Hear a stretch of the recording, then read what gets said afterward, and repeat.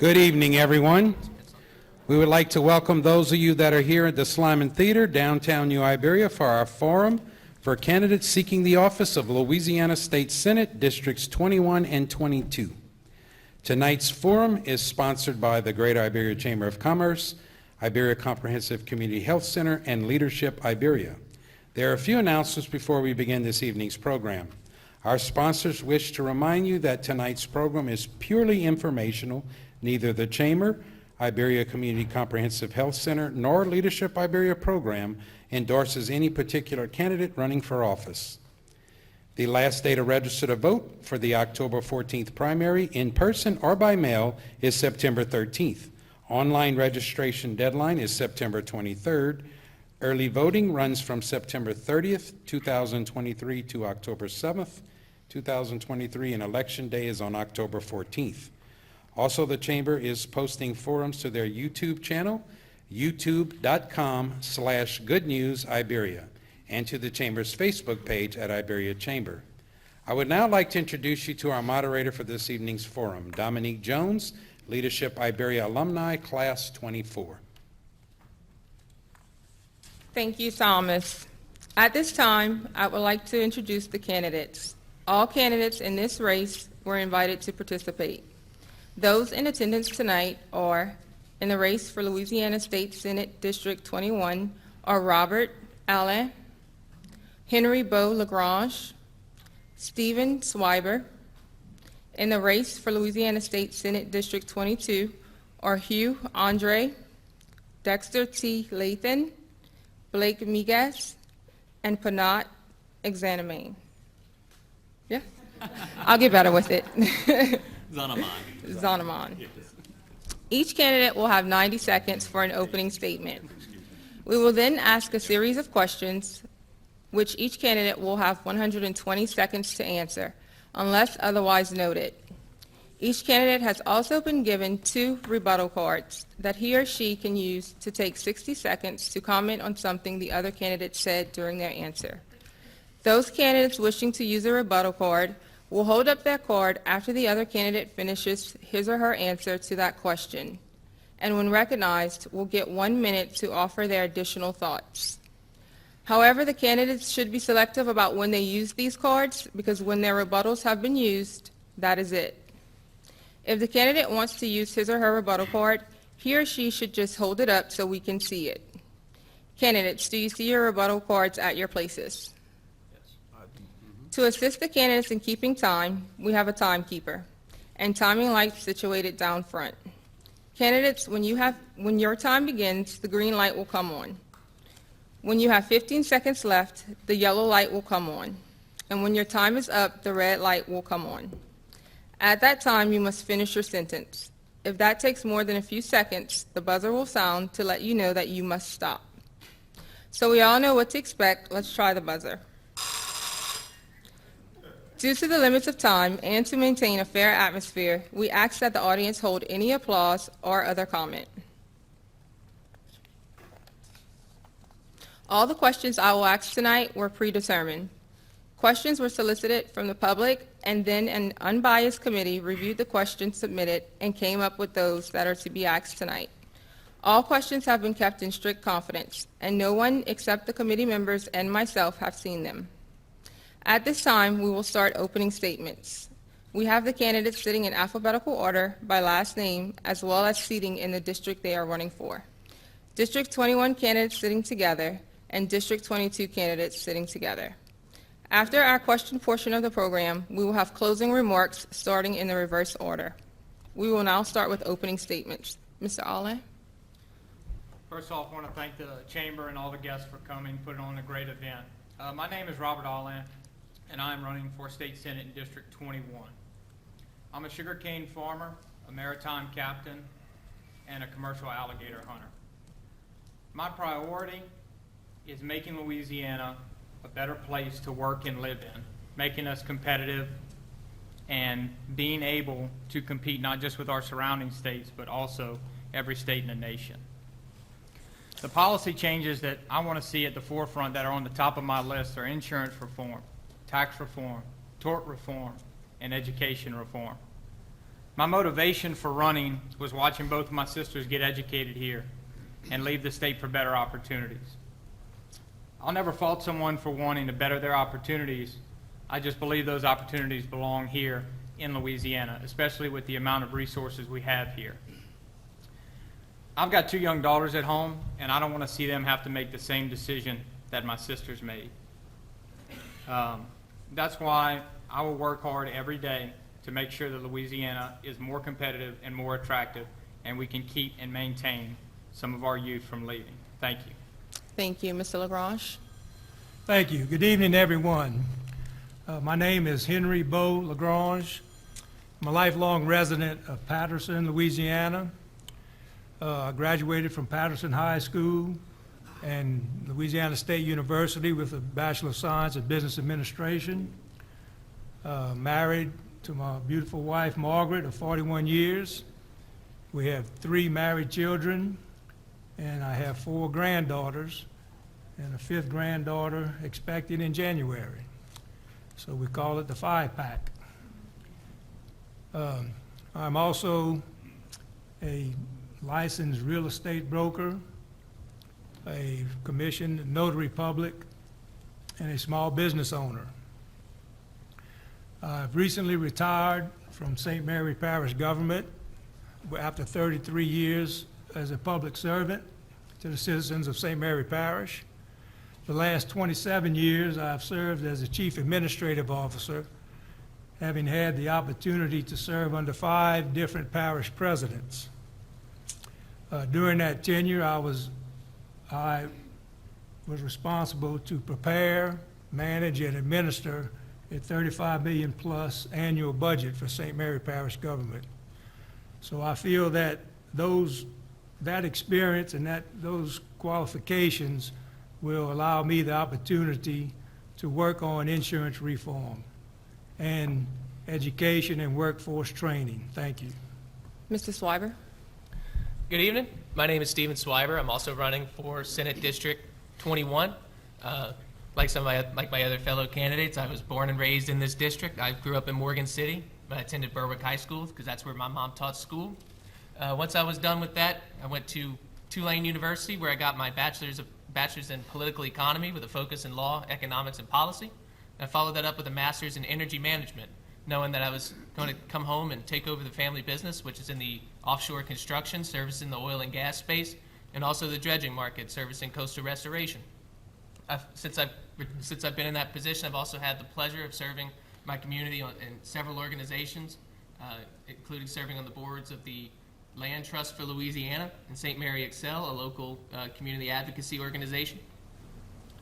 I now reside in Gibson in Terrebonne Parish with my lovely wife Olivia, and I'm running for Senate District 21 because I believe that I really am proud of where I'm from.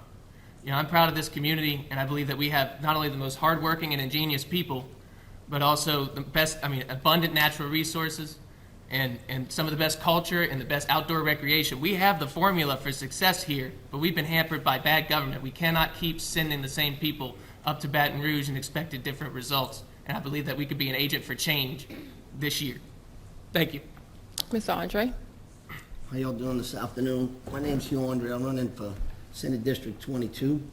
I am a first-generation sugarcane farmer. I started my business in 1998 with 75 acres of land, and we have grown it to over 8,000 acres today. We have also, a great accomplishment that we had was we had a failing sugar mill in our area, which was Cajun Sugar Company. And we took it out of bankruptcy from $40 million and brought it back up to $125 million as of today. We also had a failing golf course in this area, and I took the golf course, me and my family took the golf course over, and we brought it back up to one of the top golf courses in the area. So I'm running for this seat because I believe we need some common sense, leadership, and some business experience in Baton Rouge. And I believe, I'm the guy that'll step up for the community. I've done it before, and I'll do it again, and I want to fight for you. And I truly believe if you're going to represent people, you need to be humble enough to sit down and talk to the people that are in the different areas of the fights, of the educations, of the hospitals, of the insurances, because nobody knows everything about everything. You have got to represent people. You need to sit down and humble yourself to figure out what their problems are, to truly represent them. Thank you. Mr. Lathan? How y'all doing tonight? First of all, I want to say thanks to the Most High, but at the same time, under Him, I believe in everlasting gates. I believe in walls, and strong walls holds up eternal gates. So at the same time, my fight is not in New Iberia. My fight is beyond New Iberia, Baton Rouge, New Orleans, and beyond, if I can head to Washington too. Because at the same time, I seen this for, ever since I moved to New Iberia. I'm born in Baton Rouge, but at the same time, I would like to sit down with big political leaders and, set the Constitution right here. Because I'm a very religious person, and I'm willing and obedient as much as I can to those laws. But at the same time, I want to check out this policy that holds up these walls and these gates, So, the wealth is in the crowd, the people. Without strong people in the crowd, there's no, what Walmart would be without customers. So is government, So, everybody, man. My fight is with, big political leaders that hold these strong gates. Thank you, Mr. Lathan. Candidates, you can move the mics on stage if you need to. Mr. Miguez? Thank you so much. My name is Blake Miguez. I'm a candidate for State Senate in District 22. I want to thank the Chamber for holding this event tonight. I want to thank the whole audience for getting involved in the political process, especially all the red shirts out in the crowd. Mr. James, I love that red shirt right there. I've been honored to serve as a state representative for District 49 for the past 8 years. I also serve as a House Republican Majority Leader and a member of the Appropriations Committee. My wife, Ashley, is a public school special needs teacher, and we raise our 3 children right here in Senate District 22. They ranges from ages 21 down to 8 years old, and I want to really thank my wife for being here tonight. She's my biggest support system, and I love you so much. I'm originally from the village of Laurelville, growing up along the Bayou Teche. I now live in New Iberia. I live, I work, and I raise my family in Senate District 22. Most importantly, I lay my head every night next to my wife at our home in Senate District 22. On issues, I'm pro-life, pro-Second Amendment. I'm a fiscal conservative, anti-tax with the record to prove it. My focus is on stopping Louisiana's out-migration problem of our children by focusing on protecting our children, creating job opportunities for our youth, improving education, and lowering insurance costs. I've also worked with our local delegation to rebuild our infrastructure, voting to rebuild Highway 90, voting to dredge our ports, voting to improve our airports, and voting to fix our roads. As one of the most conservative members of the legislature, I have been a loud and clear voice for you, the people, the taxpayers in Louisiana, in Baton Rouge. It'd be an honor to earn your vote to be the next state senator. I ask that you join our fight to make Louisiana a place that we can all be proud to call home. Thank you so much. Thank you. Mr. Exonomon? Thank you. I'm thrilled to be here. My name is Panat Zanaman. Many of you know me as Mr. Envision DeBerry because through that organization, I've been working 12 years in this community, doing everything from community gardens, farmers markets, window wonderlands, Main Street projects to help revitalize our urban core, you name it, festivals. And through that time, that 12 years, I learned so much about how we make change in our community and how we progress in our community. And it's through building meaningful relationships with people in the community and coming together under a common cause to make change happen and to improve our community. So that's why I'm running. That's part of the leadership and the skills and the background that I'm bringing to the table. And I want to make sure that that leadership is used, and those skills are used to make sure that the people in District 22 thrive and prosper. So one of the 4 main policy points that are part of my platform are going to be the green economy, the youth development, neighborhood revitalization, and also lowering living costs for everyday Louisianians. And I'm looking forward to talking about those topics with everyone here tonight. Thank you. Thank you. The first question for tonight, what about your education, experience, background makes you the best qualified candidate? We'll begin with Mr. LaGrange. Thank you. As I mentioned in my opening statement, I feel that my 33 years' experience, 27 as Chief Administrative Officer, gives me the experience to represent our district and the people in our district in all aspects of our lives and of which government touches our lives. And that's from all the way from education to jobs, growth and expansion of business and industry, to drainage projects, to education.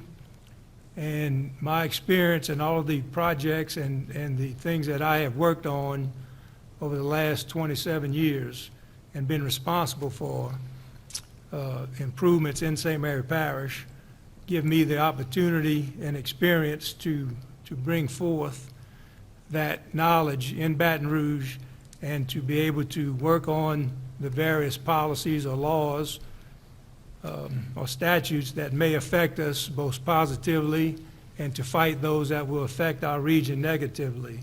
Because District 21 comprises 5 ports, hundreds of miles of 4-lane highway and bridges, and railroad waterways are very important to this region. It's the economic engine, and I will fight to make sure that our businesses and industries continue to thrive and expand. And by doing so, I'll have the knowledge in Baton Rouge to make sure those things are maintained. The responsibilities of state government is there to assist our businesses and to eliminate obstacles that may hinder their growth. Thank you. Mr. Swiber. Thank you. Since I got 2 minutes, I'm going to start from the beginning. I'm a product of the public schools in this district. I think coming up through there, and I had an amazing educator, amazing group of educators there at Berwick High School that were able to innovate and let us take coursework outside of the established curriculum so that we could, that every student would have a chance to succeed. And I want to empower educators like the ones I had who are willing to go that extra step and go that extra mile to make sure that every student has an educational experience that fits. So that's the first part of my experience. Then I went off to university where I had the pleasure of majoring in public policy. I was able to study education under the Education Research Alliance and the Cowan Institute, 2 New Orleans focused organizations that after Katrina were studying a lot of the education innovation that has been working over there. And I think that they have a lot of lessons for school districts across the state to be able to come in and establish some new policies and things that are working elsewhere. After that, I got my master's in management in energy, where I learned all about the energy markets, not just oil and gas, which I grew up around, but also when it comes to LNG, when it comes to electricity markets, where we could use a lot of reforms and a lot of changes as well. But after that, now I'm in a position where I'm a civil contractor, I work on government projects, I support the oil and gas industry, and I see the lack of opportunities that have come there from big government interventions, mostly coming from the federal level. I've had the honor of serving on the board of a community bank, so I see a lot of small businesses and what helps them succeed and what makes them fail and what roadblocks they run into that get in the way. And I think a lot of those stem from government.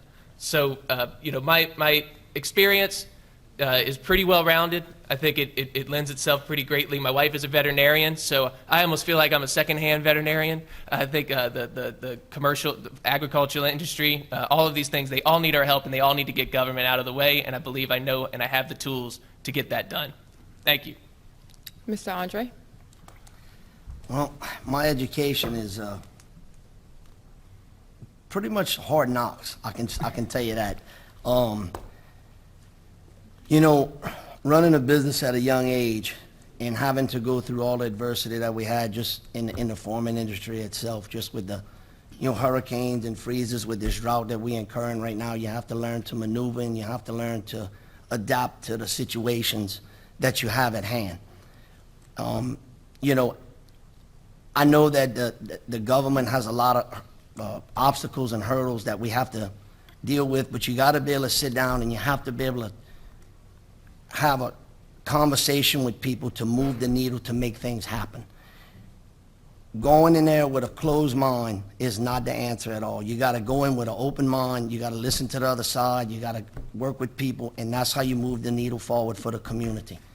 And that's how you bring your jobs. That's how you bring things back to our area to make a better place of life here. You know, that being said, with like I said, at a young age, with having to go through all the adversity we had in the farming industry, just being in the community and giving back to the community, I'm a guy that'll go out and I want to give my 100% back to this area. I was born here, I was raised here, I love the people here, and when we have any disasters or anything in there, I'm always willing to help, and I'm always willing to go out and help our community come back stronger than it was before. Mr. Lathan? Oh, yes, I've been in Christian private school, and I got kicked out, and went to public school, and I learned a lot, though, you know, from every individual. You know, how high you want to be, how low you want to be, you know. I choose the middle ground because, you know, at any given time, you know, you can get knocked down off your hobby horse, you know. So, I mean, a lot of individuals, they don't have as much, you know. I mean, I can't even define pro-life, you know. I can come up with my own terms of pro-life, you know. I pay my fair share coming up the ladder. You know, a lot of people, you know, in the system, they don't even classify as a third party, you know. So, I mean, I'm third party right now. So at the same time, it's just, this pro-life, you know, I don't believe what everybody believes, you know. That's on you what you believe and what's your belief on things. But, you know, like inspectors, I'm in the construction, you know. I wouldn't say business because I don't own a business, you know. But I'm in the construction world, and a lot of people scared of inspectors. You know, what's stopping, you know, your business from thriving? You know, what's stopping Louisiana? Who's stopping Louisiana? You know, and Louisiana should have that right to move their own product within the state and without it, you know, out of the state. You know, and that's what I would like to know. You know, if I would win this seat, you know, I'm going to find out. And, you know, if the Constitution say, you know, I can make that move, or the state can make this move, then I'm gonna fight to make that move, you know. But I gotta remain humble and hear everybody, you know. Like I said, I'm extra pro-life. I believe in inspectors. Mr. Miguez? Thank you so much. I was raised in a Christian-based family, and I was an honors graduate from Catholic High in Iberia. I was also an Eagle Scout. Mr. Cy Brown, thank you so much for helping me be a part of that organization. It's had such a positive impact on my life. I'm also an undergraduate degree in political science from Louisiana State University, and I received my law degree from Southern University Law Center. I had a very diverse background in public and private education, which has allowed me to see multiple perspectives from a lot of different angles. It's made me a better legislator. I worked in the state senate while I was in college as an aide. I also worked as a law clerk for the Attorney General's office while I was in law school. This is where I got the real education. When I showed up to work in the family oil and gas business, I know my father's here. I learned so much from your dad. Thank you so much for being an inspiration in my life. That was the real education, where I learned how to make payroll, how to defend lawsuits, how to mitigate risk, how to cut costs to make ends meet, how to treat people with respect so we can build a team. Lastly, I've served in the legislature for the last 8 years in the House of Representatives, and I've served in nearly 30 sessions in some of the most challenging times in state's history. I'm experienced and ready to go on day one and I want to take the experience I learned in the House of Representatives and leverage that to be a great senator, to do the best that I can for the Iberia Parish, my community, and my state. My parents are here tonight, and I really want to thank them for putting me on the right path. Really, thank you so much, Mother and my father. I thank you. I appreciate it. And I want to thank every educator like my wife out there who's lit up the light and lit the path to my passion for public service and to serve our community. I really appreciate it. Mr. Zoneman? Thank you. My background, my personal background, is really the story of the American dream in many ways. My family were Laotian immigrants, or refugees rather, that crossed over from Laos, escaping communism, to go into Thailand and settled in a refugee camp there, where I was born in '81. And shortly after I was born, we immigrated to the States. And very poor, right, and moved into the Weston community neighborhood of New Iberia, living in a mixed trailer park. But through hard work, through identifying opportunities, and through community of the other immigrant peoples in our area, we were able to uplift ourselves out of poverty and make something of our lives here. You know, I went to Nish Public School. I got a bachelor's in architecture at UL and made my way all the way to New York City to get a degree in urban design at Columbia University. So in urban design, in that educational background, what that teaches you in studying in that curriculum is how to look at cities and identify all the different systems that make up a community and amazing cities. And so through that training and through working with in a very diverse and multi-disciplinary environment, I was able to work with ecologists, scientists, other designers, artists, and city and municipal folks to identify what issues are out there in a city and identify where we can engage in a certain aspect of the city to really make positive impact. And that's what I'm bringing with my background in education. Right now, I'm still running the Iberia Community Garden, so I have a background in sustainable agriculture as well. Thank you. Thank you. Mr. Allen? Hey, you asked about education and experience. I was raised by a teacher, and the big lesson in life was learning doesn't stop when classroom time is over. And I think that's always helped me to strive to learn after classroom time's up. You know, when you're tired, you always should be striving to learn a new skill or obtain new knowledge. I studied ag business at LSU. Came back home and ran the family sugarcane farm. I attended SLCC Morgan City's maritime program and earned my Master 100-ton captain's license. With that program helped me to start my marine company from scratch. I've always been enrolled in some form of education, whether it be the LSU Ag Center International Program. We traveled around the United States and internationally studying the economics and the imports and exports of different commodities, a Marine Center training. And for my experience, I think the most important experience I've experienced is the failure. I've learned a lot more from my failures, starting a business, probably the worst time in human history, right before COVID, and being a farmer. You know, when the price of iron's too high, you've got to go in the pasture and go find another piece of iron. When you can't afford it, you have to find different resources and use them over and over again in different ways. And that's why I think my experience in those attributes would be useful in Baton Rouge. Thank you. Our next question. When businesses look to locate to a new area, they look for incentives. What is your philosophy on providing incentives to businesses? Mr. Swiber?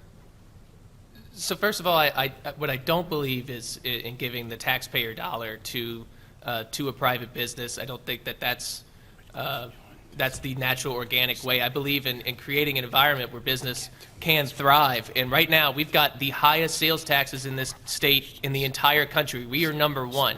Some of the parishes in this district have the highest combined local and state sales tax rates in the country.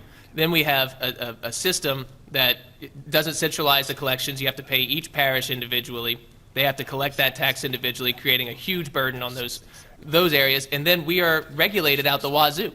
You know, we have entirely too many occupational licenses and permit fees and regulatory boards that have been promulgating regulations for years that hamper business and do not create that environment where we could thrive. Now, what we can do is we can, you know, put our best foot forward to the businesses that are looking to relocate, because look, there's no reason that Alabama should be kicking our butt on manufacturing, okay? There's no reason that Mississippi shouldn't be bringing in all these businesses. And honestly, a lot of businesses just choose to locate to Texas when we have the same exact resources over here. So we can go with certified sites. We can go with, and we need to bring that workforce development. We need to take our education system and reform it in a way that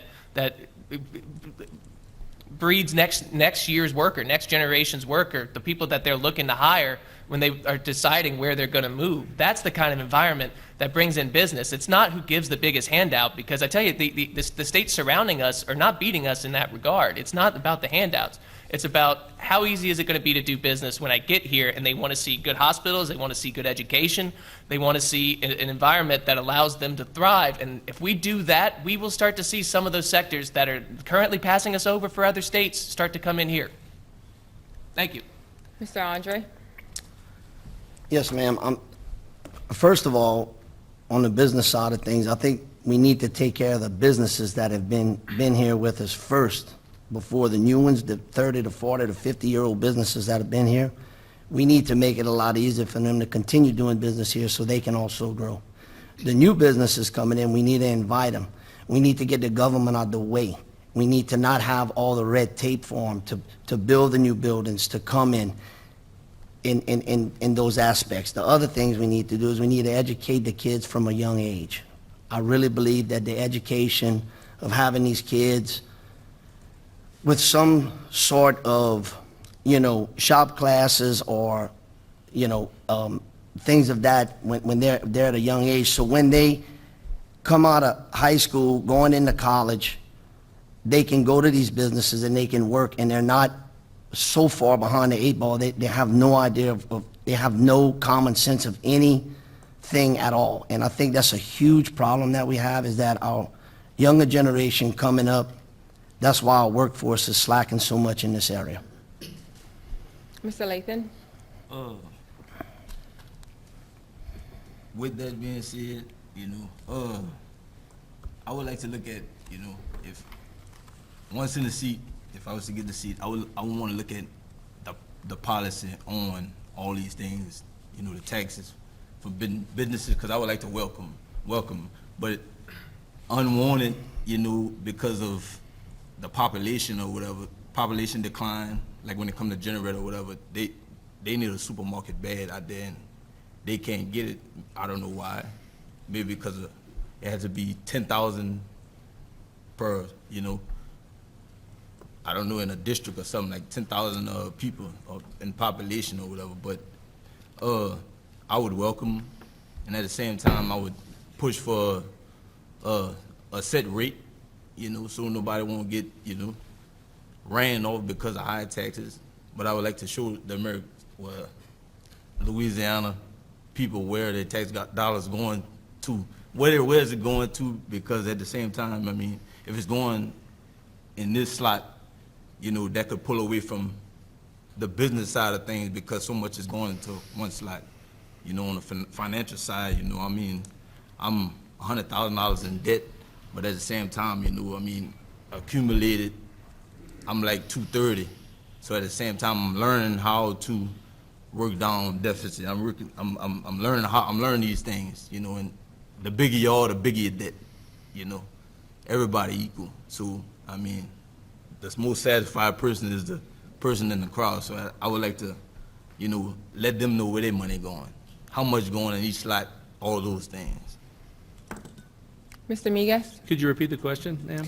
When businesses look to locate to a new area, they look for incentives. What is your philosophy on providing incentives to new businesses? Thank you so much. So the first thing you need is you have to have a strong leader, and specifically in the governor's office. We need a governor that we elect this fall who's going to be a strong leader, and his persona and his message is that we're open for business in Louisiana, and we're also open for business locally here in Iberia Parish. That governor needs to work with state leaders as well as local leaders to make sure that we help businesses and we connect them with the right resources locally so they can provide we can incentivize them to come here organically. We also need to work with Louisiana Economic Development and see if those programs are available. When you're talking about incentivizing businesses to come here, I want to make sure that we get a good return on our investment. If we're going to give tax breaks, I want to make sure that we have job creation. We're not here to create more government.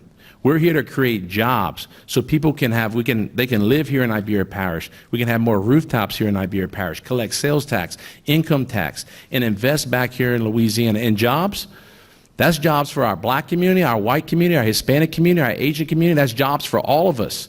And we got to make sure that all of our local leaders are giving us the best return on our investment. One of the gentlemen up here mentioned cutting red tape. That's exactly what we need to do, cut red tape by centralizing our sales tax collection, making it easier for businesses to operate here. They shouldn't be more hurdle upon a hurdle just to pay your taxes. That makes no sense. And we've been working with that in the legislature to improve that. Workforce development. While we're in the legislature, we worked in the MJ Foster program. We need more skilled workforce. So we developed a program where those out there working could improve their education, a program where they could go back to school and get a more highly skilled skill set in their education so they can make more money, which they can raise their families, they can pay taxes. People who are working here in Iberia Parish in Louisiana, they're not committing crimes in our parish because they're too busy being at work and raising their families, and that's what we need to clean up and make our streets safer. We talk about tax reform. I see I don't have too much time. Tax reform to make sure that we have more people paying less taxes instead of the last people left in this state paying all the taxes. There's a lot more we can do, and I wish I had more time to discuss it, but I appreciate it. Mr. Zanamon? Thank you. My philosophy stems on business incentives, stems a lot from my background growing up in a immigrant-owned business and partaking in that. One of my earliest jobs I can remember, I was probably 10 years old. My parents had the Asia market on Hopkins Street, and they would come home at 10 o'clock at night from a long day, and my job would be to count food stamps. And but you know, thinking about it in retrospect, looking at how that business was not only the economic center for our community to uplift itself, where they can go and get store credit, go spend their food stamps because they were just fresh immigrants in this country and didn't have much, so they had to rely on those sort of government assistance program. But bringing those kinds of investments into neighborhood small businesses that will reinvest in their community and not send it off to some CEO, corporate CEO somewhere far away. This is what my business incentive philosophy would be, really to invest in small businesses. The Asia market is a great model for that. It was a center for uplifting this community, not only economically, but socially and culturally. And I used that experience to spearhead the project, the Berry Fresh Market, which has been on Hopkins Street for over 5 or 6 years now. And that small business is a great center for our community, for the young people in our community to go after school and participate in gardening or learning how to run a business. It serves a social and cultural function as well. And when small businesses give back to the community in that way, I think there should be tax incentives for them because they're actually helping us save on social, spending money on social programs and clubs and things like that, because there's already something wonderful for this community to go and people in this community to go and hang out at and uplift their community and create these strong social bonds. Thank you. Mr. Allen? Yeah, my philosophy on business incentives is being frugal and careful with where we're placing our money. I mentioned earlier I was raised on a farm. When you're raised on a farm, it's being very frugal. And I've been frugal in my entire life in everything I do, maybe except my fishing gear. But, somebody mentioned it earlier, return on investment. Before you give money, you have to make sure it is living up to its end of the bargain. We also need to create an environment, a business climate in Louisiana where we don't need incentives to get businesses to come here. When I travel out of state, you pick a town, in Austin, Houston, you can easily see where a young entrepreneur would go, look at all these amenities, look at all of this opportunity. You know, we don't need incentives. The incentive is already here. And I think that's what we need to replicate in Louisiana is a business climate that is drawing people here, not having to beg them to come here. Yes, investing. The more people bringing in the sheaves or taxes, the less people have to pay in taxes. I don't mind paying much in taxes. If I get a lot, I'm gonna pay my taxes. But the more people is brought into the pot, the less is needed to run anything. And I'm done with that. Mr. Lagrange? Thank you. It's a great question, by the way. You know, incentives for businesses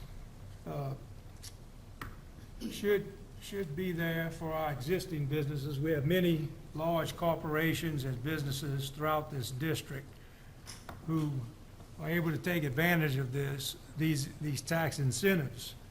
And these are businesses who employ many of our people in the district and expand and attract more workers to our area. But we need to have accountability to ensure that the amount of incentives that are being given to the business, that our return on that is much greater over the term of the incentive. I'm also of the opinion that to reform our tax structure and our business environment to be more welcoming to new businesses to come to Louisiana and to our district starts with making the government oversight and regulation less stringent and starting to show that new business attracts new business. And that's what I would strive to do, is make sure that we do that and turn from just incentives to businesses to a more business-friendly environment to attract new businesses. Thank you. Thank you. Candidates, you will now have 60 seconds per question.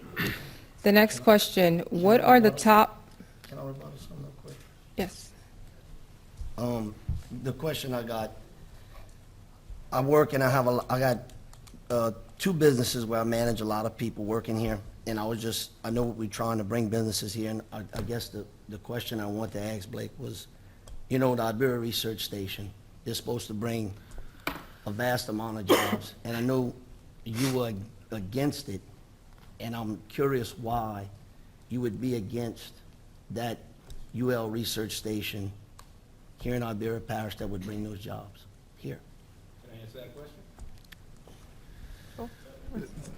Thomas? Well, thank you so much for the question, Mr. Andre. But if you look at my voting record, I supported the facility to be there. I actually showed up there in support at the event, so I'm not sure where you're getting your facts from, but they're incorrect. Which one? Again? You have to use a rebuttal cord. I'm done. Okay. All righty. So with the next question, you guys will have 60 seconds per question. What are the top things you would do to attract businesses to Louisiana? We'll start with Mr. Andre. Say that one more time. What are the top things you would do to attract businesses to Louisiana? Well, one of the main things we have here, we are the largest sugar producer in the country, in Louisiana. Louisiana is number one, and we surpass Florida. And I always wondered why our delegations and our people have never reached out to the jelly companies or the candy companies to bring some of those businesses here instead of all the way on the East Coast, where we have to ship the sugar and do all of those things all in that area. The other thing is to bring businesses back to Louisiana on the oil field. We have got to help get some of these, the red tape and the handcuffs off the people in the oil field so they can go out there and start producing jobs and bring our oil and gas back here where we're at, because that is a huge driver of the state, and that is what we need to make this state flourish. Mr. Lathan? What I would do is, I would go work with big, I ain't gonna say big government, but my government officials, whether it be in Baton Rouge, Washington, and ask for ways I can go about doing this for my state, to make my state a better state for the production of this country. You know, I mean, I done passed the biggest cane fields, corn fields, wheat fields, rice fields, you know, pine trees, you name it, you know, I mean, like he said, you know, we got it. I don't see why, you know, because I'm for our farmers, you know. A lot of them went from, you know, ranch and stuff like that to big condos, but I mean, that's on them. But I would like to, you know, bring that back, because that does bring tax dollars and feed people. Mr. Miguez? Louisiana's greatest challenge and its greatest problems is that we have an out-migration problem. Last year, we lost 48,000 of our youngest and brightest kids and our grandkids to other states, to neighboring states. We've got to bring them back here, and I want our future generations working and living in Louisiana. The first thing you do is what I've been doing for the last 8 years while I've been in Baton Rouge, being a fiscal conservative, voting against tax increases and controlling the growth of government spending, making sure that when all these extra funds come in, that we don't take one-time dollars and use them on reoccurring expenditures, to make sure that we don't have to raise your taxes or cut critical services like health care or higher education. Then what about tax reform? I commend the work that Representative Boyer and I have done together trying to fix tax reform, our tax code here in Louisiana. We unlocked the income tax, put a cap at 4.5%, and it's our goal to lower income tax. We also need to do tort reform. We can't have all the trial lawyers on billboards making all the money here in Louisiana and the good old boys. It's time for us, we the people, to bring our voice back to Baton Rouge and have it heard, so we the people can have the benefits and our children can prosper. Mr. Zonneman? To attract businesses here, I think we really need to develop our workforce. We need to get them ready for 21st century jobs. I think this is the first time that we're going to hear the word solar panel tonight. And it's amazing that this solar panel manufacturing facility is coming to New Iberia, to Iberia Parish. And we need to prepare young people through vocational training to take on these sort of jobs and make sure that it goes to the local people that really need it. So number one is youth development and training. Number two is our infrastructure. Like, no business wants to locate over here when they have to drive over rickety roads where their cars fall apart. Number three, revitalize our neighborhoods and our housing stock. We need to have vibrant neighborhoods where people will have a good quality of life and feel safe and secure and have thriving lives. So those three are my ways to attract business. Mr. Lathan? I believe in shooting for the stars. You know, I believe I can be a successful black person without, you know, all these, you know, a Republican, Democrat, Independent, you know.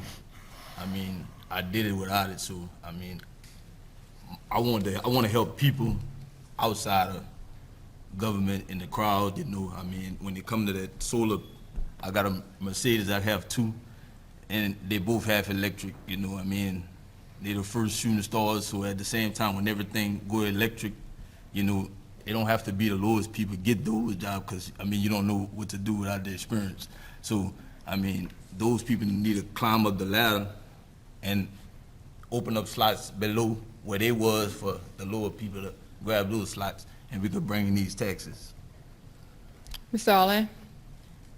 Yeah, I mentioned it earlier, was creating a business-friendly climate. I mean, you cannot drive down Highway 90 more than a half mile without seeing a sign, you know, specifically targeting an industry. You know, when I drive by and see the boats on the billboard, you know, I take offense to that. I started my marine company from scratch with a vessel I designed, built, and welded up myself. You know, I don't think you should be able to target a specific industry. What is that saying to businesses wanting to locate here, that you're going to get sued if you're in this industry? The second thing for me would be amenities for young people that want to move here, want to work here. When I moved back from LSU, all I heard throughout the community in my generation was, there's nothing to do in a small town. We've got to go and travel. I think you've got to stay cutting edge. I think you've got to use all the resources you have and create a more friendly business climate, but also a place that people want to work and live in. Mr. LaGrange. Thank you. Things to attract business to Louisiana. We touched on it earlier, and that was having less governmental regulations and oversight. Number one, 3 areas that businesses look at. They look at your workforce training. They look at your infrastructure. We need to continue to work to make sure we have top-notch infrastructure. And they look at your education systems.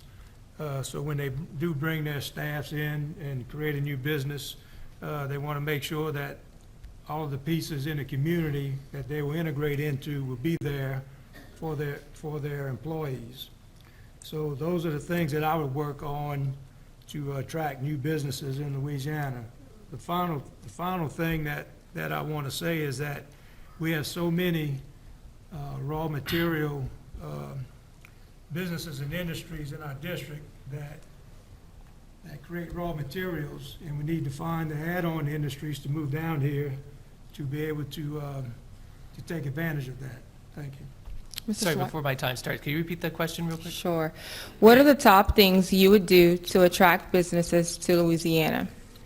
Yeah, okay. That is a good question. I thank you for it. But one part of the premise I'd like to challenge is that we need to encourage our entrepreneurship first and foremost. A lot of people don't just come from nowhere and decide that they're going to come down here and set up roots and start a business. The people of this district are some of the most entrepreneurial people in the country. I bet everybody in this room, especially since this is the Chamber of Commerce event, either has a business or a side hustle at least. I think everybody I know that stayed here has something going on the side. I don't care if he sells firewood or if he starts running a labor business. That's just how it is. That's how the people are over here. So what we need to do, and especially in a small town, it's people who decide to stay and open their own small business, be they an artist, a flower shop, a metal fabricator, a boat company, a tugboat operator. So reduce the size of government. Government here has grown 100% over the last 8 years under this legislative leadership and under this governor. The taxes have gone up 60%. The taxes have gone up 60%, and our economy has struggled. That is not a coincidence, okay? That is the cause. That is the root cause of the problem. So don't tell me you're going to reduce taxes without also telling me you're down to reduce the size of that overall budget, and we can stop the migration. My website is backtothebayou.com for a reason. Thank you. Oh, sorry. I thought the buzzer would do that. Okay, the next question. We are all experiencing higher insurance premiums for businesses, homes, and automobiles. What would you propose as a legislator to address these issues? Mr. Lathan. In the construction world, I've analyzed a lot of people and looked into this situation. A lot of what pandemic hit. That a lot of people pull out of insurance companies when the insurance company needed the money to provide for those that went through disasters. So I don't really want to make a comment on that, because at the same time, if you pull out of it, you got to pay your fair share. Mr. Miguez? Thank you so much. Thank you so much. The Southwest and Southeast Louisiana was hit with 2 major hurricanes, which have thrown our home insurance market out of whack. It's a crisis here. The Louisiana legislature, our governor, our Senate, and our House work together to stop, to incentivize insurance companies from coming back into Louisiana. We had got down to the point we had only 3 insurance companies. Now with this new incentive program, we're going to have 13 insurance companies riding right here in Louisiana. $45 million of investment, $200 million of premium, half of that going into coastal parishes. We put $30 million in the Fortified Roof program and worked on a certification system where if you get a fortified roof and a $10,000 grant, and that program starts October 1st, then you can have lower insurance rates. It's going to take a little bit of time, and hopefully we don't have any hurricanes here soon, but our insurance market will improve. You get to auto insurance markets. If you want to improve the auto insurance market, you got to get less billboard attorneys making all the money here in Louisiana and driving our truckers out of this state. Business owners should be able to to afford to run their businesses here, and we shouldn't have high auto insurance rates. I know people need help, and I know people get injured, but it's time to rebalance those scales. You don't have any, Mr. Lathan, you don't have any more rebuttal cards.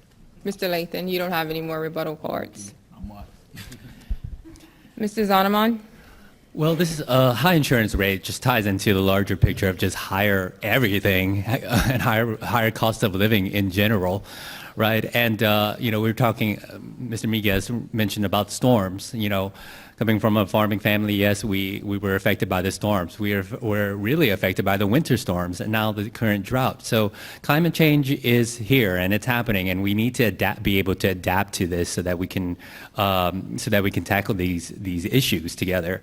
So I think in general we need to, if we want to address auto rates, maybe we should start looking at auto insurance. We need to start looking at public transportation and really promoting that in our areas so that people don't need to have their own vehicles and all the costs that are associated with insurance and car notes and gas and all these other things. Or maybe we can also use help to address the issues through architecture and how we build and where we build in our communities so that they're not vulnerable to all these impacts of climate change. Mr. Arlen? Yeah, for insurance, for me, you know your insurance is too high when you have multiple people in your community and people that you talk to say, well, if my house is paid off, I'm just going to drop my coverage. I mean, people actually would rather take a risk of a storm, and just because they have no confidence, number one, that the insurance companies are actually going to pay. So you pay all these premiums, and it's scary because not only do you have the number of people moving out of the state that are not buying insurance, but as people pay their homes off, they're dropping coverage. We're shrinking the base, and we need to be widening it. For businesses, insurance is one of the highest barriers or costs to entry. When I started my marine company, the number shocked me. Like, how do you plan for that number when you have not done any business yet? You put this large number on your spreadsheet, and you go, man, how am I going to afford to even start a business? On the home side, fortifying roofs, the fortifying after a storm program, making sure your roofs stay intact. And for the home, I think we need to work on and Mr. LaGrange? Thank you. First, we'll start with auto insurance, and I agree with Representative Miguez, is the tort reform is definitely severely needed in this state. On our residential homeowners insurance problem, as has been stated, the market has shrunk because insurance companies are scared to write policies in the coastal Louisiana due to our storms. But we need to let those insurance companies know that, after Katrina and Rita, they were wanting to leave. And so the state adopted the LSU, the Louisiana State Uniform Construction Code. So now we're building structures to withstand these type of storms. Now we have fortified roofs, and there's also a fortified home certification you can get to get better insurance. So we need to continue to harp on the insurance companies that we are doing the right things and that they should be less losses due to the safer construction that we're doing. Mr. Swiber? This maybe should have been one of the 2-minute questions, but all right, so auto, we have some of the highest claims, usually first or second in the country next to Michigan. There's absolutely no reason for that besides our litigious problems. So I agree with all the people up here. And second, that we have to have tort reform to rebalance the scales in that process. The only other thing we can kind of do is improve our infrastructure. Better highways do bring down auto claims. So if people are going through the Highway 90 corridor right here in New Iberia, Morgan City, then they don't have to go into congestion in Baton Rouge and fight all that and get into more wrecks and have more claims. So that's the only other thing we could do to get the auto claims down, because we only have about 2 commercial riders left in town anymore, and that's not acceptable. For homeowners insurance, I've got to, I think we have a claims problem, not really an insurance company problem so much as we have a claims problem. For every dollar they've gotten in premium over the last 5 years, insurance companies have lost $1.5. That is not sustainable. So we need to be ready for the next storm before it gets here, because an ounce of prevention is worth a pound of cure, and that includes better flood protection, occupational licensing reform for hurricane recovery contractors, fortified homes, and consumer protection and Florida tort reform. Mr. Andre? Well, this is not a dig at lawyers, and this is not a dig at insurance people, but in my opinion, lawyers are takers, insurance people are takers, so the lawyers sue the insurance people, and then they turn around and put it on the business guy. We have got to find a common ground between the lawyers and the insurances, so the business people can afford the insurance for their businesses. That's number one. Number two, I appreciate everybody in Baton Rouge going there and throwing, putting up the money that we needed to get the insurances. The insurance is here to keep them here and have some competition, because the way to lower insurance rates is competition. I agree with that. But we got to fix the problem. The problem is we got to quit drowning. The water coming on us in these three parishes, in Iberia, Lafayette, and St. Martin, is ridiculous. We need to fix the flooding problems that are going on, and until we do that, when the money runs out, the insurance companies will leave again. I can promise you that. So we need to fix that first. Thank you. Our next question, what are some things you think we need to focus on to improve education here in Louisiana? Mr. Miguez. Thank you so much. Teacher pay is something that we've been focused on in the legislature. We've been working hard to get teacher pay up to the national average. During my time in the legislature, I was able to vote on over 5,000 in annual teacher pay increases, just 2,000 this past year. More importantly than teacher pay is having an environment where it's less burdensome, where teachers can actually teach. They shouldn't be focused on indoctrinating in the far left. I mean, some of the things that we're talking about now, biological males competing in women's sports, or allowing males into females' bathrooms, that transcends mere tradition. It makes no sense. Gender mutilation, teachers talking about sexual preferences. I don't want that in our school systems. I want our teachers focused on education. But more importantly, where you grow up and where you live shouldn't determine the quality of your education. We should look at vouchers, educational savings accounts, and support those public school systems where they're successful. And we need to know what we need to do. Listen more to the experts in the classrooms and less to the politicians that have never taught in the classroom. I love you, Ashley. Mr. Zoneman. Hi, I'm also an educator as well, and I taught at the university level at UL, at LSU, in Columbia University, and also in Thailand. And substitute taught at Johnson Hopkins Elementary preschool class, and that was an amazing experience.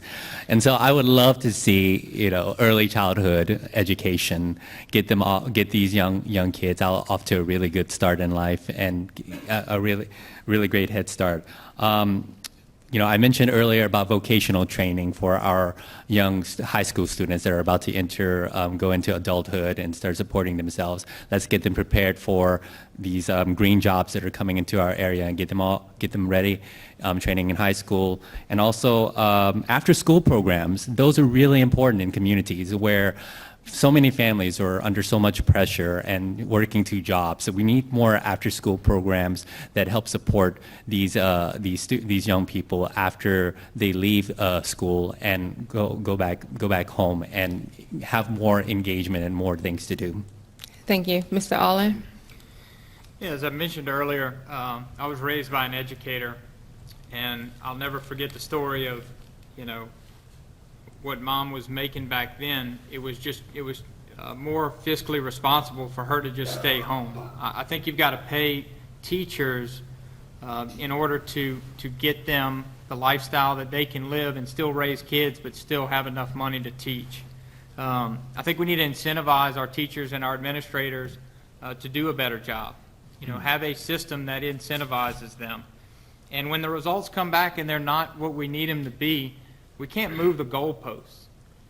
If it doesn't meet the stats, you cannot change the standards to meet requirements. We need to admit our faults and work on the underlying issues instead of throwing more money at the problem. Mr. Lagrange. Thank you.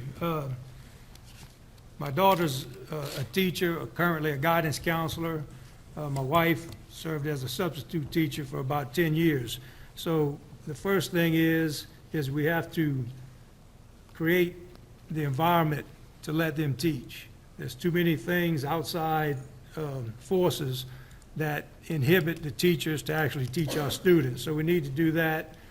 We need to make sure that we enhance our recruitment program to get more teachers, more young people into the teaching profession, and of course, make sure that the pay is at a level that a teacher can actually make a standard living. The other part of education is to continue to support and expand on early childhood learning. Thank you. Mr. Swiber.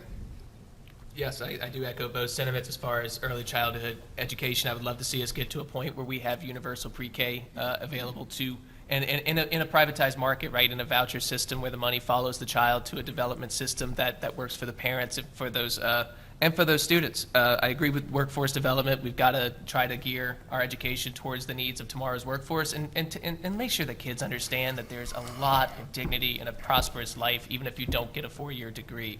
I think some people have been done a disservice by being pushed to go get a 4-year degree when they could have been learning a skill that would be better for the workforce and for their lives. We definitely need to empower teachers. Everybody, I think, remembers that one educator that really stood out to them, that taught maybe outside the lines. I think we've been treating teachers too much like robots who are just supposed to go in there, read the material to them, and test them on it and leave. That's at least how the teachers I've talked to have felt. And with that, if that is the way that we're going, that one educator that made a difference to you isn't going to be able to make a difference in the future. Then the kids won't have that. So we do need to get teacher pay. We're up at the Southern average for per pupil expenditures, so we don't have a funding problem. We just have a misappropriation problem, and we got to reprioritize those funds to where they need to be. Mr. Andre. Can you repeat that question one more time, please? Sure. What are some things you think we need to focus on to improve education here in Louisiana? Well, number one, my mama's been a teacher for 48 years. She's still teaching. I think she's going on 48. So the first thing you have got to have a teacher for the education system to even go in the right direction. Number two, you got to pay them. Not a $2,000 or $5,000 raise. You got to pay them. You got to get them up in the top tier, the national standards, where the certified teachers are going to teach our children. They raise our children. They're in those children's lives every day. They're a huge part of our children's lives. We have got to get behind our teachers on discipline in the classroom. People do not want to go teach children that they cannot correct or they cannot guide in the right direction. That's a huge issue for me on respecting our teachers, because that is a very hard job and that is a very humbling job, because they are raising our children and they are our future. Mr. Lathan. I agree with everybody on the table with teachers' pay. I mean, you want to allow the teacher to love what she do, him or her, but love what they do as a teacher for the young people. Because when it comes to that, the teacher help install the brain of the child for the economy. So at the same time, I mean, it's all about recruiting, what you recruiting for your state. Thank you. Our next question. We continue to lose some of our youngest and brightest people to other states. What do you think we need to do to keep people from moving out of our state? Mr. Zonoman. I feel like we've hit on this topic a few times already, but number one, just preparing them for the jobs of the future, right? Sustainable agriculture is something coming from a farming and gardening background that I love to develop here in the state, and show how people can thrive as sustainable small-scale farmers, as well as the vocational training for training young students. Youth spaces is also a very important thing. Creating playgrounds, parks, and other kinds of amazing youth spaces that really tap into what's going on with kids these days. Making sure that families have access to that. All families have great spaces where they could go and enjoy together. So I think that's one of the big ways that we get attract youth and young families back into our area. Mr. Ale. Yeah, for me, it's being competitive with our surrounding states. You cannot expect a reasonable human being to not want to look at states that are neighboring us when their personal income tax is at zero, or when their amenities are better. I think we need to work on getting those rates more competitive. And I'm not saying all of our surrounding states have it right. I think we need to make a custom plan that fits our state. But you got to be competitive with your surrounding states as a start. I mentioned it earlier, amenities. People that want to stay here. People want to stay here. We have a great culture here. Home is home. I lost my sisters, but I think if the opportunities were there, they would be here.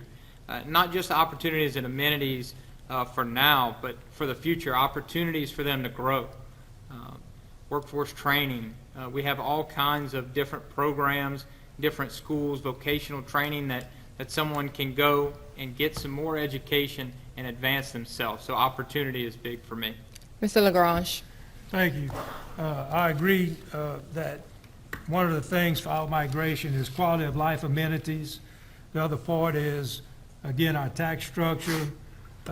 Typically, wages in Louisiana may be less than in some of the neighboring states, so we need to try to upgrade that, and we need to recruit our young people who looking to make a change or move out of state. We need to have a program that will show them where match them up with the industries that will provide them the salaries, the quality jobs that they're interested in and that they're looking for. And again, workforce training, provide a program to retrain them if necessary for those jobs. Thank you. Mr. Swiber. The out-migration, and like we touched on, is a symptom of the general disease that we have, and the disease is bad government. So all these things that we talked about tonight, whether it's insurance, economic development, the economy, education, those are the building blocks, and when we're failing at all of those, we get the out-migration. So to stop that, we got to go back to the foundation. We need a constitutional convention. I really do think we got to, if we're going to repair this house, it has to start with the foundation. And since my opponents brought up the quality of life and the amenities. Look, we have the highest taxes, so why don't we have the amenities? Well, we send all of our taxes up to Baton Rouge, and then we have to go beg the legislature to send it back in leaky buckets and with strings attached. Okay, we have the most centralized state government in the South. We have the Huey Long system here, and that's why we're not thriving relative to our peers. That which governs best is most local. You need to be accountable to the people in your communities and the guy down the street, not the guy up in Baton Rouge, and definitely not the person 6 districts away for your amenities and your quality of life and your community development. So that's where we need to start to get this thing on the right track. Mr. Andre. Keep people from moving to other states is pretty simple. It's jobs. We need jobs. And we need to educate our young in the early childhoods when they're in juniors and seniors in high school. And we need to get them a workforce opportunity so when they come out of school, they go to college, even if that 4-year degree in college they cannot find that job with that college degree, they can fall back on a trade that they have learned. And that helps for the workforce over here in our area. Number 2, we need to get the insurance under control. Our insurance rates are completely out of control in Louisiana, and it's very hard to do business when you're facing the insurances that you have to pay to run a business, and it's constantly going up and up and up. We have to get that under control. Mr. Lathan. It depends on how bright your city is, how bright the lights is at night or in the daytime. But at the same time, you know, as a divine sanctuary city, some might go into those policies as sanctuary cities when it comes to immigrants or whatever, migration or whatever. So I'm okay with that, you know. I mean, I want to work with government, you know, and I believe in a person can go in there where they please throughout the whole world if they want to find business, to find a better place. If your state ain't doing better than this one, or, you know, they have cousins that have to go, I mean, I'm through. Mr. Miguez. This is the most important question of the night, and we need to protect Louisiana's greatest asset, which is our people, but more importantly, our children and our grandchildren. Louisiana has had once a robust oil and gas industry. We have an agriculture industry. We got a tourism industry that we're rebuilding. We got great places to hunt and fish, great music, great food. I mean, people down here would take the shirt off their back for anyone. Well, why are we still losing our youngest and our brightest? It's because we got to get our government spending under control. We can't let the government spend faster than the private sector. We need to reform our tax code and make sure we can organically attract people here, rather than have to incentivize them with some types of credits and exemptions. We need to make sure our insurance and our lives are affordable to live here. Job creation, improving education, lower insurance, fixing our infrastructure. These are all things that we need to do. It's time that Louisiana gets the government that it deserves, a government as good as its people. And if you elect me to be your next state senator, I will fight every day to stop our kids from moving to other states and to make our future prosperous here in Louisiana. Thank you. Our last question Can I for, rebut myself? I'm sorry, Mr. Zonderman. I just wanted to add about keeping, for young people, affordability. Going to a place where they can afford to live is going to be super important, and a place where they have good, decent, affordable housing. So that's definitely an incentive that I like to push forward while I'm in the state senate. Also, just energy costs, cost of living, right? We have a solar panel manufacturing manufacturer coming to our parish. We have direct access to creating our own energy, each household having their own set of solar panels or having community solar farms that will lower our household energy costs. These are the type of things that I think young people in the 21st century are looking for in the places they live, and in going into neighborhoods where they can walk to places and in just be in walkable communities and not have to get into a car every time they need to go out somewhere. Thank you. Our last question for the night. What is an issue that has not been raised or an issue you think needs more time to discuss? Mr. Allen. I would say crime. We often forget about crime in the smaller communities. You'll see a spike here or a spike there, but I mean, we've got some of the harshest drugs. After talking with our sheriff, you don't realize once you look at the statistics on a new drug like a fentanyl, how deadly, but you don't think it's in your town. But talking with him about the number of cases they've had to deal with, it was astounding.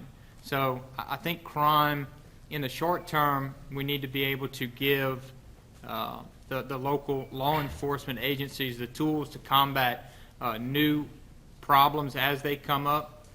But in the long term, for crime, I think we need to study where people are getting off and going into that life of crime, and offer education and opportunities at these points in their lives in order to maybe change course. Thank you. Mr. LaGrange. Thank you. An issue not raised, or an issue, should I say, an issue I think we need to discuss further, again, is the insurance crisis going on in the state right now with our homeowners crisis. And again, I think it needs to be one of the top issues with the new governor and the new legislature coming in, and we need to really get a handle on that with our insurance industry folks, tort reform as well. They go hand in hand. And that would be the thing that I feel we need to continue to discuss and keep on the front burner. Mr. Swiber. One thing I think that's kind of important that maybe gets overlooked in a lot of these discussions is healthcare. You know, the cost of healthcare is exorbitantly high. A lot of these problems are federal, but there are things we can do at the state level to bring in some more market reforms and choice reforms to improve the both quality and access and affordability of healthcare in the district. I think the rural mental health access it's entirely a crisis. I think it's exacerbated by the fact that we now have synthetic drugs that are stronger than anything we've ever seen before. But basically, there are people in total despair with no access to any sort of help in their communities. And we've also not done right by our seniors.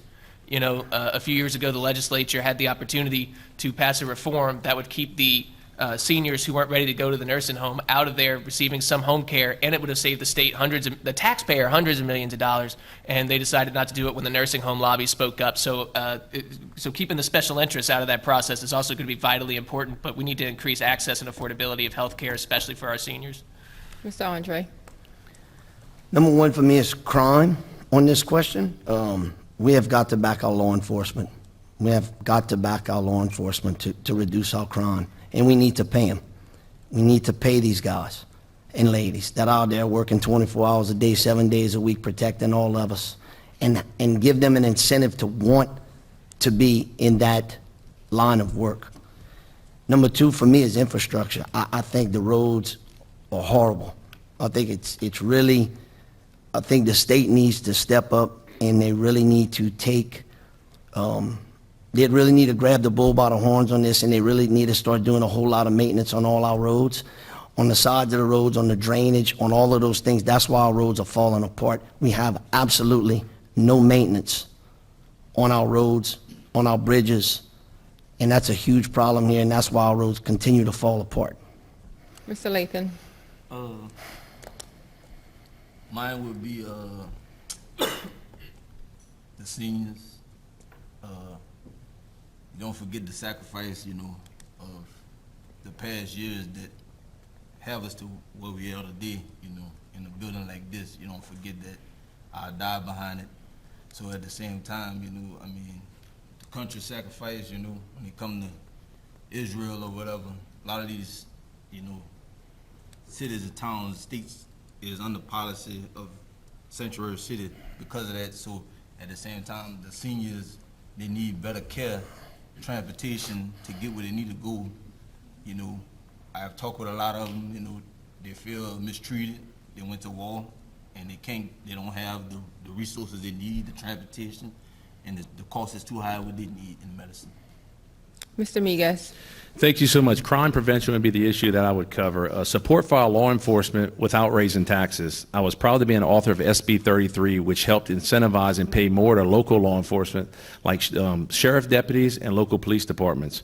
And I also voted to fully fund state police. We gave them 2 new cadet classes to improve the workforce for our law enforcement. We improved and funded their software for their ticketing system, as well as new patrol vehicles and new helicopters. Fentanyl is a huge problem. If you're putting fentanyl in our state, you are a murderer, and we're going to put you in jail for a long time. Fentanyl does not belong in the state of Louisiana, or it belongs across our borders of the United States. Victim rights. We should hold criminals accountable, and victims should have free access to the sentencing process and everything that deals with release dates. And you want to talk about infrastructure? I can tell you, right now in my district, we're reconstructing Highway 90, we're reconstructing Highway 86, we're reconstructing 676. I've been working in the state to rebuild and fix the roads, while others have been working to break them. Mr. Zonneman. I think the best way to lower crime is to address the huge amount of poverty we have in our area. You end poverty, you end crime. That's going to be how we do it. Coming from a very early background in my family's early days, coming out of uplifting ourselves out of poverty, we relied on government assistance, but we invested the funds that we received back into our community, back into our own neighborhoods, supporting each other. So we need to look at giving access to more educational opportunities that will help people lift themselves out of the poverty, more access to jobs, and we have this great investment coming in through First Solar, billions of dollars. We really need to strike the iron while it's hot and make sure that all people, even in our most vulnerable populations, have access to those job opportunities and the training that will get them there. Thank you. Thank you. We will now begin with our closing statements. Oh, I'm sorry, Mr. Andre. I know that we did not, can you hear me? I know that we did not have the raise for our state troopers that was voted on. I know that for a fact. I know you didn't vote for that one on. I know that one for sure, Blake, you didn't vote on that one. So why why did we not vote for the raise for the state troopers and the wildlife agents and those guys? That's my question on that. You can answer. Thank you so much for that question, Mr. Andre. And yes, I didn't vote to raise your taxes. I sit on the Appropriations Committee, and the leaders of state police and wildlife and fisheries came with their budgets. We had a surplus, and we fully funded those budgets. The list of things that I mentioned to you earlier to fully fund state police. But I can tell you, you can count on me never to raise taxes. If every time that someone came with a good idea that we had to raise a tax, it would be unaffordable in Louisiana. If they would have came before me and asked for that $20 million, Mr. Andre, in a budget, I would have gave it to them happily. But I ask you the question, as the next state senator, every time when somebody comes with a good idea to you, are you going to raise taxes or prioritize the existing funds that you have in your budget? You said you're a good businessman. That's what a good businessman would do. But I'll leave you with this. I'm not going to raise your taxes. I'm going to make sure that I protect your hard-earned tax dollars, and I make sure that government operates more like a business. Thank what- you. from- Mr. can I Latham, answer that? you are out of rebuttal courts, Mr. Andre. Oh, I can't answer this question, okay. All right, guys, we will now begin with our closing statements. We will begin with Mr. Zoneman. Thank you for this wonderful opportunity to come out and talk to everyone tonight. I'll reiterate some of the points that I discussed earlier tonight. You know, I come from very humble beginnings as a Laotian refugee coming to this country, and with having my family achieve the American dream. We did that through hard work. We did that through finding and making opportunities. We did that by building community and building a strong network that we could rely on for anything.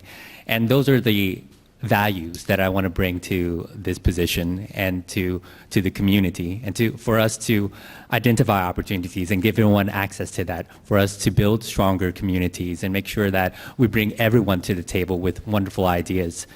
So that's the experience, the background, the ideas, the fresh ideas that I like to bring to the table. And I'd like to ask for your vote, and also to and together, we can just renew District 22. Mr. Miguez. Thank you again for allowing me the opportunity to speak tonight, and for all the candidates here for attending.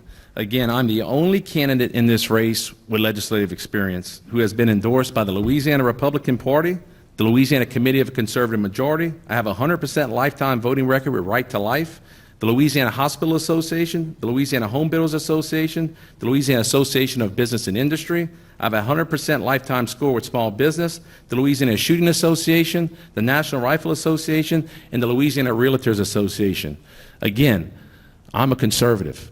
I'm pro-life, pro-Second Amendment, and I'm a fiscal conservative. The reason that I voted against all those tax increases is because you, the taxpayers, can do a better job at spending your money than government can. I promise always to be your voice in Baton Rouge, and not the voice of the good old boys. I'll always be accessible, and my office is always open to help you and your family. At the end of the day, all people want, all ordinary people want, is for good government to work on their behalf. If you elect me to be your next state senator, I'll never forget who I am, where I came from, or who sent me. And whoever wins this election, God bless the great state of Louisiana. We're all in this together. Mr. Latham. Yes, when it comes to fortified walls of the Constitution and everlasting doors and everlasting gates, I want to say this is how bright your lights is, either dark or light. So if you're a daytime person, how bright your lights is. If the dark overcome you, it ain't too bright. Mr. Andre. Well, I'm not the politician, and I hadn't been in the legislature for 8 years, and all I know is this: we've been last for a long time, and I'm tired of being last. And it's time for something fresh, and we need some different ideas and some different way of looking at things, and we need some common sense leadership and a different outlook on business. I'm born and raised here. I want to go to Baton Rouge and work for you, and I can promise you this: there will be none of this legislative trickery that goes on where you're on a committee and you don't vote for it, then you come out and then you go vote yeah for it because it's passed. And I will let everybody know what is going on in Baton Rouge from day one and how it works so people can understand how their money's being spent and where the tax dollars are going. Mr. Swiber. Well, one thing I neglected to do in the opening statements, and I'd like to correct that now, is to thank everybody who came out here. Thank you, the Chamber, for hosting. It's so encouraging to see everybody. I mean, you guys took, and if you attended the forums before, you took several hours out of your evening to come out here just to make an informed decision for your state Senate vote. And even more of you guys who are watching online, we really appreciate that. And this is where it starts, right? This is where community revitalization begins. It begins with the people who really care enough to make a difference and to make it better. And when I go to Baton Rouge, all I want to do is represent y'all, because y'all deserve it, and I never want to forget who put me there, or who put any of these legislators there, because I never want to serve special interests. I never want to serve anything but the people of this district. I don't want a career in politics. I've got plenty to do back home with my own business. All I want to do is serve the people of this district, and I hope you give me the opportunity. That's backtothebayou.com to learn more. Mr. Lagrange. Thank you. And again, I want to thank you all for taking the time to hear us tonight. Thank you to the Iberia Chamber. You know, at a young age, I was raised in a family. My father and mother were self-employed entrepreneurs. So at a young age, my sisters and I were taught a strong work ethic, and we helped and worked in the businesses that Mom and Dad had.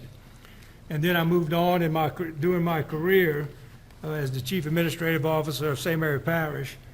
I operated that in a business-like manner. And one of the things that I've always prided myself on was to be responsive to the people, to all of the people, all walks of life. And I think that is why I was able to have a successful career in that position in St. Mary Parish government. I'm knowledgeable, qualified. I will work hard to achieve everything we need to achieve for your future and my grandchildren's future. I have a strong work ethic, and I would do a great Mr. job. Allen. Thank you. First, I want to thank the Chamber and the audience for putting on a great event. Next, I'd like to thank both of my opponents. You know, I think it takes a lot of guts to put your name on the ballot and offer yourself up for public service. You know, the way I see it, I'm running for a position, not necessarily running against anybody. I want to use that position and platform to make Louisiana more attractive, more competitive with our surrounding states. You know, I want the best for our state. And I talk passionately about these issues because, you know, as a husband, a father, and a business owner, I don't just see these issues every day. I live them every day. And that's why I think I would be the best man for this job, and I humbly ask for your vote, your support, and your prayers. Thank you. Thank you. This concludes tonight's forum for Louisiana State Senate District 21 and 22. The next forum will begin at 5:30 p.m. tomorrow, Wednesday, August 30th, for Iberia Parish Council Districts 9, 10, 12, and 13. We certainly appreciate the time and effort put forth by the candidates here tonight. How about a round of applause for our candidates? Thank you. Again, we wish all the candidates well, and we want to encourage all registered voters to exercise your right to vote in this upcoming election. This concludes the program.